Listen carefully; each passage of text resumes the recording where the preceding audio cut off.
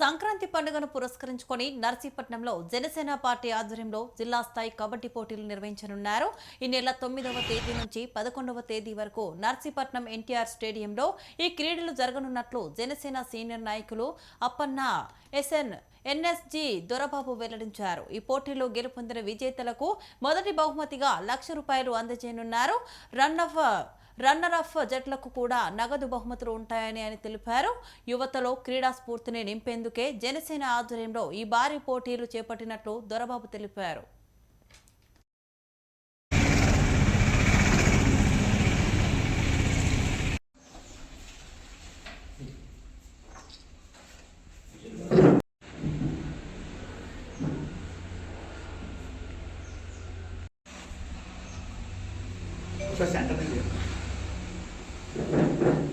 అందరికీ నూతన సంవత్సర శుభాకాంక్షలు.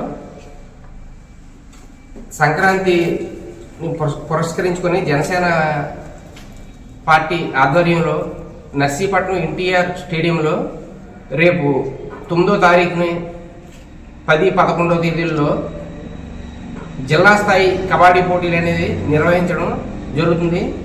దీనికి గాను జిల్లాలో ఉన్నటువంటి కబడ్డీ క్రీడాకారులందరూ కూడా ఉత్సాహంగా పాల్గొని ఈ కార్యక్రమాన్ని దిగ్విజయం చేస్తారని, అదేవిధంగా మీలో ఉన్నటువంటి ప్రతిభా పాఠవాలను జిల్లా స్థాయిలో ప్రతి ఒక్కరికి తెలియజేసేటువంటి అవకాశాన్ని మీరు సద్వినియోగం చేసుకుంటారని కోరుచున్నాము.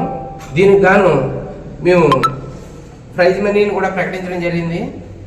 జిల్లా స్థాయిలో ఇప్పుడు వరకు కబడ్డీ పోటీలు అనేది ఏదో నామమాత్రంగా చేయడం జరుగుతుంది. మొట్టమొదటిసారిగా ₹1,00,000 ప్రైజ్ అనేది కేటాయించడం జరిగింది.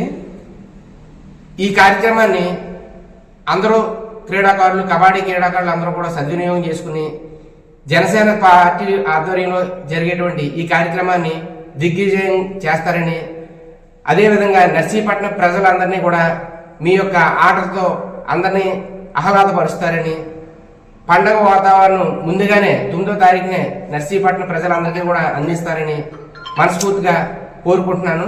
అందరికీ నమస్కారం. నా పేరు అద్దెపల్లి గణేష్, నర్సీపట్నం జనసేన పార్టీ.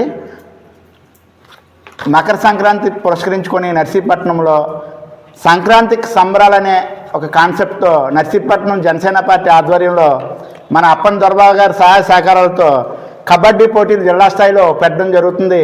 ఈ కార్యక్రమానికి నర్సీపట్నంలో ఉన్న 4 మండలాల్లోని ప్రజలందరూ వచ్చి వీక్షిస్తారని, ఒక సంబరం, ఒక పండగ వాతావరణంలో మన కార్యక్రమాలన్నీ జరుపుకుంటామని చెప్పి ఈ సందర్భంగా తెలియజేస్తున్నాను.